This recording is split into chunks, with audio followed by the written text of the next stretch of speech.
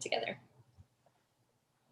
So, all right, it looks like we are live now on YouTube. So I will get started sharing the agenda in just a moment.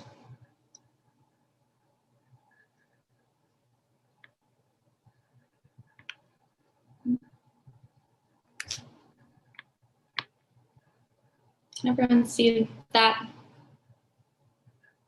Not yet. Oh, there it is. There it is. I think I froze for a moment. Okay.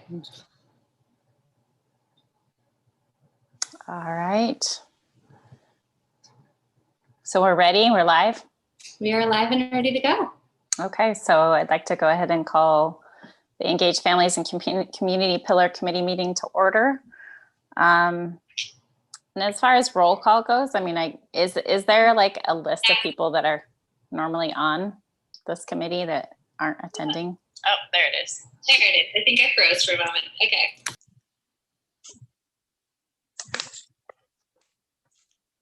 She's got some background noise going. Okay. I think that everyone on this committee is in representation. Okay, yeah. So I don't know if we have to do necessarily a roll call kind of item. So other than just for notes, those that are in attendance, I guess, Maggie Kelly, Josh Gray, Leticia, and Superintendent Carpenter. And then I lost the agenda. So there goes my cheat sheet. I'm going to put my audio together and I'll get it right back up. I apologize. Okay. I was going to say I could find my phone maybe in. And in the meantime, I can kind of carry a little bit because it's important always to recognize our mission, which is to equip every student with the skills necessary to be resourceful and successful. And our vision is by 2030 to be considered a premier school district inside the state of Oregon, which we are well on our way to doing. And our values are to inspire, engage, and achieve. And so at this point, it is Vice Chair Shibahara's opportunity to give her board update on the communications pillar. Thank you, Superintendent Carpenter. Yeah, I really don't have an update necessarily at this point, other than I'm excited for us to get this kicked off again for this school year. And I hope that we can, I don't know, find some opportunities to really connect and set some, I mean, I know the goals are already set, but find a way to see how I can help. You know, I feel like I run these meetings, but I would love to be more involved if possible, beyond just the meetings itself. So anyway, I just want to throw that out there this year. So. Yeah, I think that's a really great opportunity, and we would appreciate, of course, family input, but your input as a board as well, and how you can get more directly engaged with this work. Especially as we go into our second year of this, I think we're feeling more confident and really ready to hit the ground running this year. Yep, sounds great. So what I have planned on the agenda I was going to say, today. I was going to say, actually, I'm supposed to do that. So Superintendent Carpenter, did you have any updates at this time? I did, yes. I have two updates that I'd like to share. First and foremost, I'd like to give some credit and some praise to the district's communications department, three of whom are a part of this pillar committee. With the changes occurring at the state level and as fast as things are moving, both consistently and inconsistently, I'm very pleased with what our communications department has done to try our best to transparently talk to all different corners of our school district in a very open and transparent process. And I am hopeful that the feedback from our community is that of gratitude and knowledge of what we're trying to do to quickly inform and onboard everyone inside our community about the upcoming school year and its safety protocols. The second thing I want to just say and acknowledge, because again, the purpose of this committee is to execute the strategic plan, specifically the communication and engaged community portion of our strategic plan. And this is that transparent update to our community as to how we're doing towards that specific pillar strand. And one of the feedbacks that we have received in the coming weeks is our ability to display and or report the up-to-date information in the Spanish language. And I just want to thank Leticia and all of her great work. But Leticia is only one person working as fast as she possibly can with a lot of different communications coming out, both at the district level and at each individual site level, and all of those that are going on. And so I just want to share with our community, those who are watching, that we hear that feedback, and we're going to try to improve our opportunities to, one, give Leticia a little bit more advance notice of things that are going out there so that she can continue to stay with us. But secondly, that we hear that, we agree with that, and we're going to be more intentional as we move forward to make sure that all of our communications are heard in a fast and efficient way so that all voices can be collected as we make decisions in the future. So those are the two announcements that I'd like to make as a superintendent. I'm pleased with what we're doing, and we are a continuously improving school district, and we're collecting this feedback to be even better. So thank you. Thank you. Excellent. And I agree. Thank you so much for all your hard work. I mean, communications is especially one of those that, I mean, we always have opportunities for improvement, but we should definitely celebrate our successes. So we have come a long way over the last 4 years that I've been on the board. So thank you. All right. So now, Maggie, please take it over as the pillar leader. Thank you for your leadership there. So today we're just going to go over some of the wins that we recognized either at the end of the year or over the summer, because we did skip our July meeting, and then some barriers that we experienced over the summer, or that were still ongoing barriers. And then I'm just going to really briefly go over overview of what the action plans look like for this upcoming year in each of the buildings. Because they're getting ready to roll these out. It's been quiet over the summer, and they've been quietly building and preparing, and it's time to launch those. So first, a reminder, our goal was to score 3.88 on the parent engagement survey in our fall survey that's coming up in a couple months.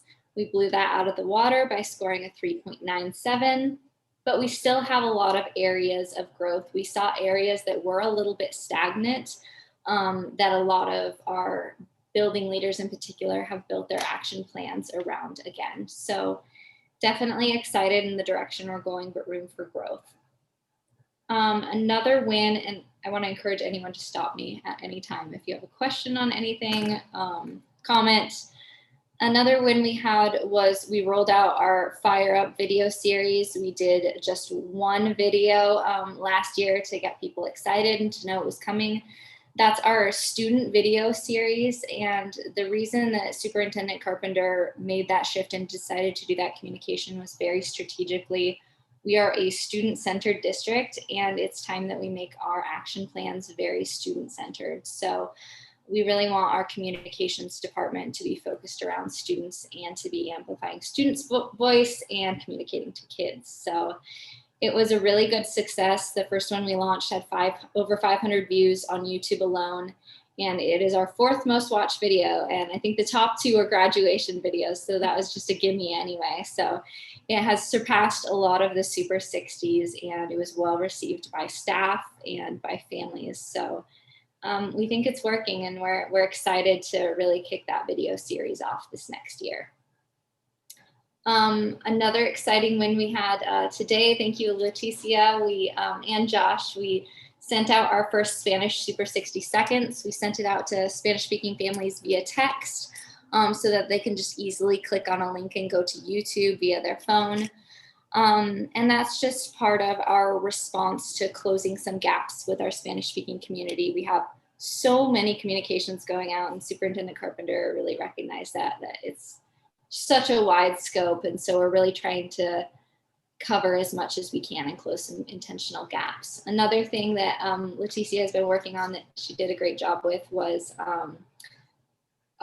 web pages over the summer, turning them into Spanish. Leticia, do you want to talk a little bit about what your work has looked like? Yeah, I've definitely been busy since I've been back for about a week now, updating the website, making sure those important informations are readily available for Spanish speaking families, school registration, times, the new mask guidelines are updated. So I've been working on that. And then I also recently sent out an August newsletter with upcoming events and information. Yeah, thank you. The newsletter we've heard some good feedback on, and I always like that it has Leticia's contact info because you've been getting a lot more relationships built with families. And have you gotten any calls off of this one yet, or has it not sent out yet? It was sent out last Thursday, so I'm hoping calls start picking up this week. Great. And one thing I wanted to share is I already got today, I had a staff member. We didn't really announce to our staff that we had updated all these pages on the website with Spanish information. But I still had a staff member come up to me today and say they noticed that the calendar on the main page of our website was in Spanish and how great they thought it was. And so it's definitely being noticed and it's definitely visible. So that's exciting. I have a quick question about that. So like for some of the in-person events, so for example, the high school registration tomorrow, will we have Spanish speaking support for that event, or is there a separate like registration event? That's a good question. Leticia, have you had any requests? I have been doing translations for the high school to prepare them for tomorrow, but I have not been asked. I know in the first time slot I will be here. If there's a need, I'm available. Yeah, I think that's an area as we prioritize like what communications get translated, I think it would be also helpful if there were certain events and to share that out, that this is maybe a time frame when, maybe some of those families would be able to attend instead of it always having to be separate. Could it, is there an opportunity for some of these to be done together? Yeah, I think that's great feedback. And I think that's definitely something we can adjust and be mindful of with future events. We also recently made the realization that Leticia doesn't always receive all of the SMORE newsletters from schools. So once we got her on those lists, I think that's going to help know when events are even occurring. So I think that'll be really helpful as well. We did attempt to have Spanish Tech Nights last year, and we didn't see the amount of participation that we would have liked to see. So I think it's just, Leticia has been talking about creating a Spanish family group and just really talking with them about what events are most helpful to them and what events having translation and interpretation at is the most helpful. Yeah, no, that would be really good information to get back. And then I think later on you talk about school plans or goals for the year, and maybe I can bring that back up again as we look at that. So I think it's similar to like site council, where we have all these wonderful site council opportunities for our English speaking families. Our Spanish speaking families deserve that as well. And we can start out with just what communications they need and then get into that deeper level of talking about strategic plans and building capacity there. Yep. Okay, so our next win we had over the summer was, even though it was a very hectic, inconsistent rollout with some of the changes made at the state level, I do still count our family engagement during our back to school planning as a win. I don't think we could have done it without the strategic plan. We were very intentional about collecting feedback with surveys, with committee meetings. We communicated to staff 24 hours before families because staff like prior notification, and then just really intentional about hearing everyone's voices. And I was going to share this in the board meeting, but I'll share it here as well.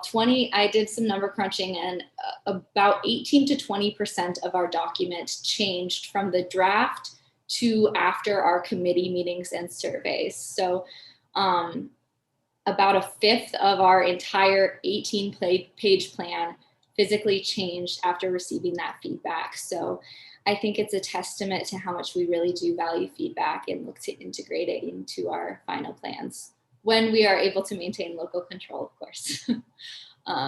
So I think even though we have had some changes since then, I think we'll just continue to try and be intentional about honoring family voice. And I hope that's recognized even with some of the changes made. Another win, and then I'll move on to some barriers and any questions you have. Successful results rollouts. I talked to several principals and building leaders and operational leaders before school shut down for the year, and a lot of them had really good results rollouts. From the surveys, a lot of people saw growth. So I think growth is the best encouragement.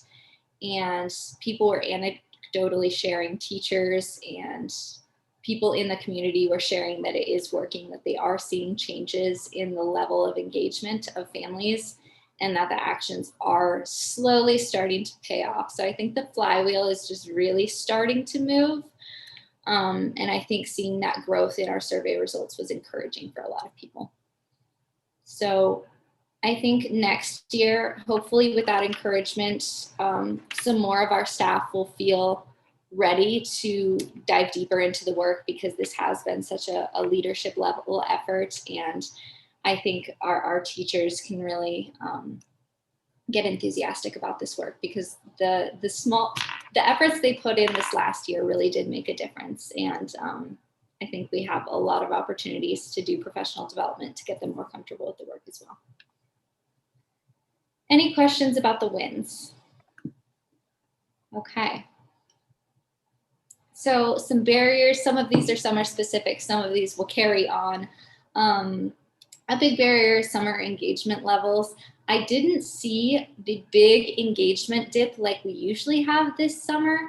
Our levels remained at about 80–85% of what they usually are. Usually they dip down to about 60–55%.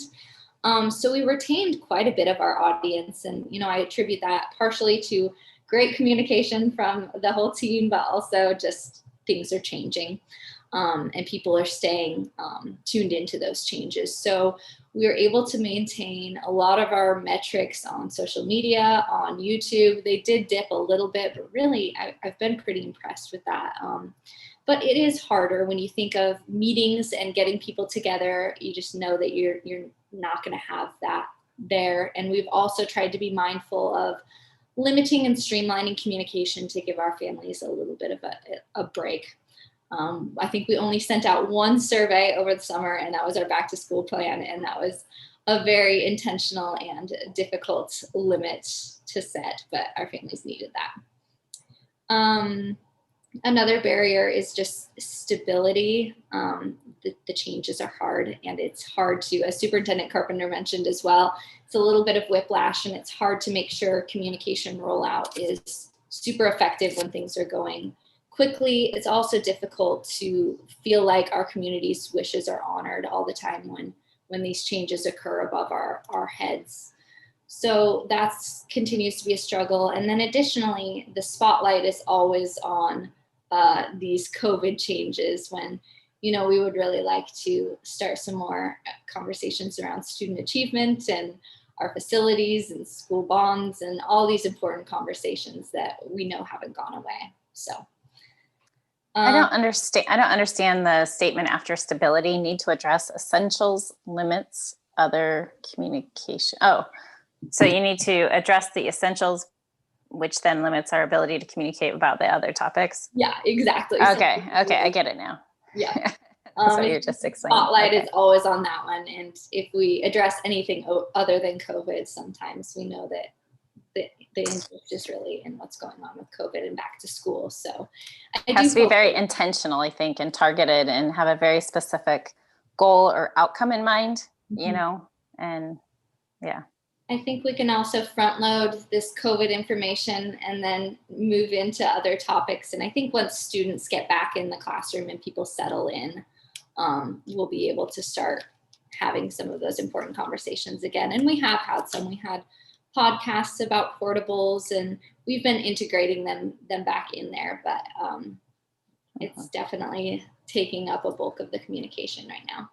And it also limits our ability to streamline things. That it wouldn't be ideal for me to send something at 8 p.m. on a Friday, but sometimes when things change rapidly, that has to happen.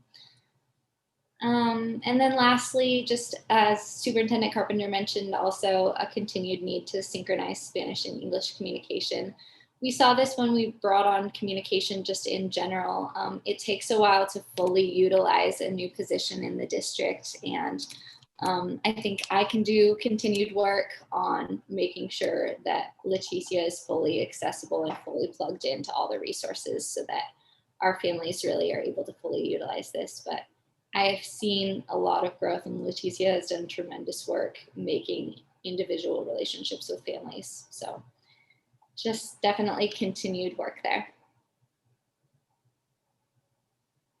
Any questions before I go into what the next 30 days is looking like? I don't think so. I don't have any.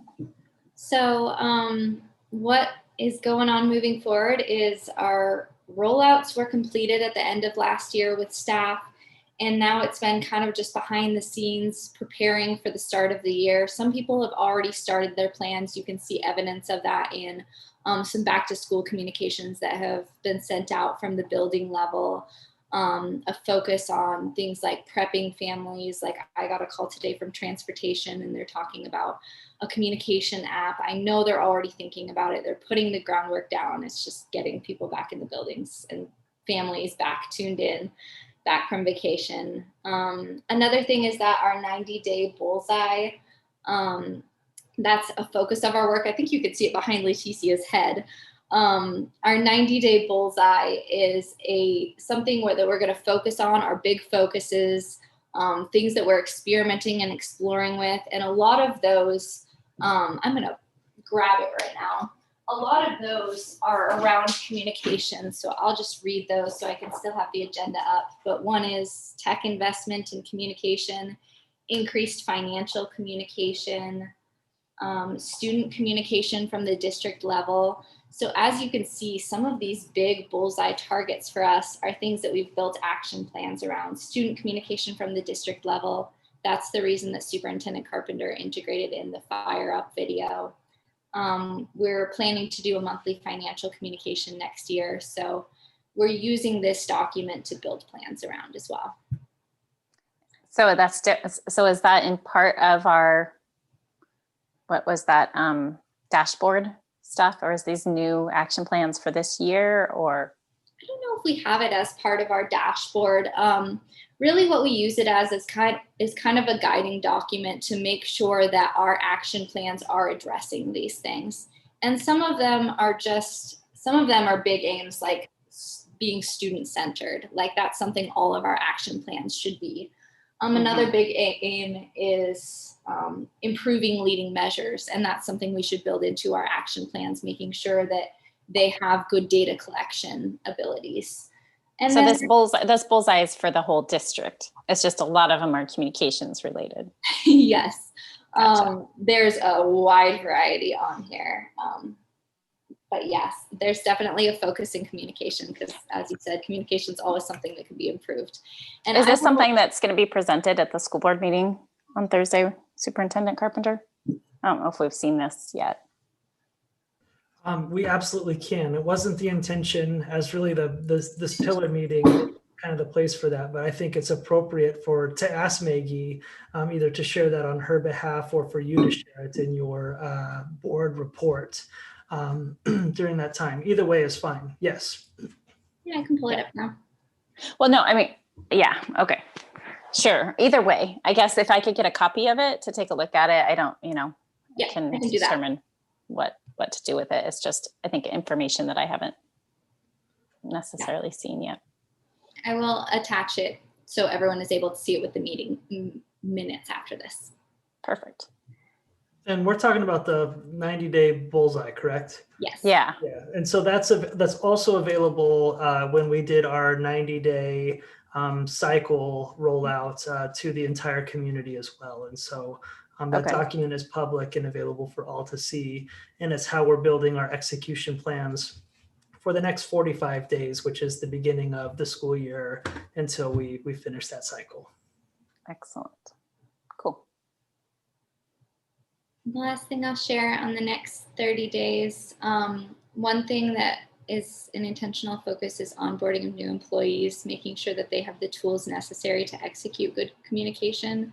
that they're getting Parent Square rolled out to them, that they're getting access to Power School, that they know what's expected of them in communication so that they can execute this plan well, and just hit the ground running. So I think HR built a lot of their communication action plans around making sure new employees are aligned and onboarded with all the expectations we have and ready and set for a successful start. And then are we sending out to, like, so I know registration's tomorrow. I know a lot of communication was sent out at, last year throughout the year about the different platforms and what they're used for and stuff. Are we going to resend those at the beginning of the year again to remind us? Yeah, and the community.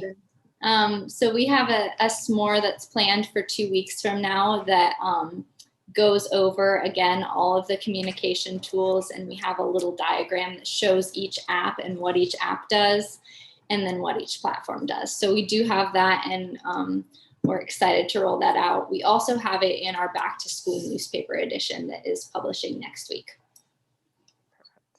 So that's an important one. It's a lot for families to remember. It's a good question. So lastly, I'll kind of just go over what the buildings are looking like with their plans that they're launching for the fall. So a lot of these are very similar because we're not starting a whole new cycle. They just tweaked it when they got the results from the spring. So EHS is doing intentional communication to families, both positive and negatives. They had been working on positive communication, but they also want families to be in the know if their student is struggling. So they added that negative communication one as well. And it shouldn't be said as negative, just if a student is not where they need to be in meeting standards. Streamlining school communication. And another thing I'm really excited about is parent conferences twice a year and adding a Zoom option. We got a lot of feedback this year that one of the silver linings of COVID was that Zoom conferences had a lot of participation, and it was a nice way to engage with families. So I think having that flexibility for families is going to be really great and successful. I'm excited to see that. Another one is EMS. They're sticking with sending positive messages weekly to families about student academic progress. They got quite a bit of buy-in from teachers as the year went along, and they did see a pretty good increase. I think they saw a 0.3 increase in that area. So pretty substantial. So they're gonna continue working on that because it's still one of the lowest scoring items, so it still needs work. Rivermill is setting aside time for teachers to do intentional communication with parents via Canvas and sending out those phone calls and those emails to families, and just carving out intentional time so that families can get that and that teachers can execute it. And then Clackamas River is doing a weekly or bi-weekly newsletter from teachers, making sure Power School is in alignment with learning standards, and then education about Canvas. So you can see kind of a theme throughout is Canvas and continuing education on Canvas. That just, we're not letting up on that. Even though, last year it was really essential with virtual school, it's still an essential and useful tool. And we're gonna continue to make sure our families know how to access that and that is a regular communication source. Well, and I guess my question is, as a district, are we, what are our primary tools that we're leading with for the year as far as our communication platforms? Good question. Canvas continues to be one, Power School, and Parent Square. Those are really the three big ones. Okay. And Power School versus Canvas, we still have to have both. Yeah. Power School is for our grading, is that correct? Or especially at the high school level, and attendance as well. You see your attendance in Power School. Canvas is more teacher to parents. Okay. Power School is more district and or school to family, higher level. And Parent Square is more principal and or targeted communication to the masses, bulk mail. And we need to work with our athletic department, who uses a fourth one. And we'd like them to get more towards Parent Square in that work. Okay. I see. Our athletics and extracurriculars definitely have several circling around out there that we're just still working to consolidate. Okay, perfect. And then of course there's more newsletters, but that's just via email. And weren't we trying to incorporate them into Parent Square? I mean, so that they would be one of the sent. big changes we got over the summer that we're excited about. Perfect. Yep. So consolidation is happening slowly. Yeah. One question I also have as I look at these plans, and we talked about, kind of like, for example, the event at the high school for registration and opportunities for, Spanish speaking events or translations. Are you guys receiving, I know now you've signed up and are passively receiving the, newsletters from the schools, Leticia, but I would love to see more active, sharing of that information from, building leaders, and saying, hey, we could use help in these areas. Is that happening as well? Or is it pretty much all passive and then you come and help where you think the help is needed? It varies from school to school. I know I get a bulk of my communication needs from Rivermill, definitely. The high school is second runner up. And then, of course, all of the communication that I'm putting out for the district. So I definitely would like to see me getting more from other schools just so I can have that information out there to the masses. Mm-hmm. And a proactive basis instead of kind of a reactive. Yeah. Gotcha. I think proactive is a good way of summing it up. And I think as important as making relationships with families is making relationships with staff. And I'm excited to see Leticia be able to get out there and actually go into schools and host meetings and gather people in person this year. I think that'll be a really good opportunity. Me too.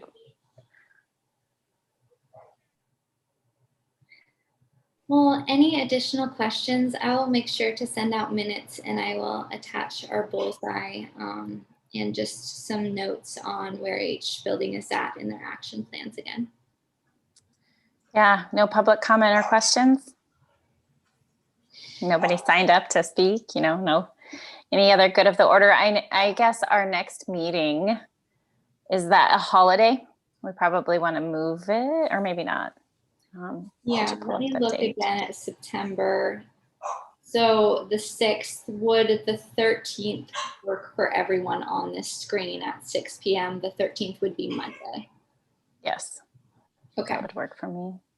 I will send out that calendar invite today so everyone has that adjustment on there a month ahead of time.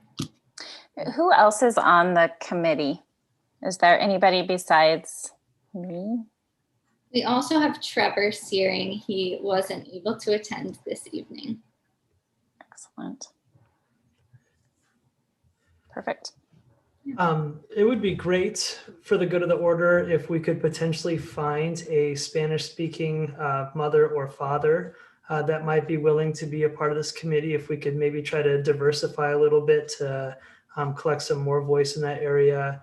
And then one other request, maybe 30 days from now, if we can maybe look at some or monitor some numbers in terms of maybe Leticia to get started, how much 24 hours advance notice you're getting on communications. I'm okay with you being inundated with communications. However, I want to make sure that you have enough advance time to do a quality job. So if we could maybe track 24-hour notice to you and see if we can improve that throughout the school year. And then lastly, again, if I want to continue to monitor this year, our participation rates for our Spanish-speaking families. I know we started strong, and I know we've dipped a little bit, and I think partially that dip is due to how quick things are turning right now, which just does not give you the opportunity to get the word out like we'd like to. And so I really want to focus on quality, on service, and efficiency as we reach out to the Spanish-speaking families. I really want I want this committee to prioritize that this year, I guess is a good way of saying that. Thank you. Great call outs. Mm-hmm. I think we've done a good job at pumping the brakes once in a while to appropriately involve our staff, and it's time that we sometimes pump the brakes to appropriately involve our Spanish-speaking community as well. Excellent. Well, I think that's it then. So meeting is adjourned.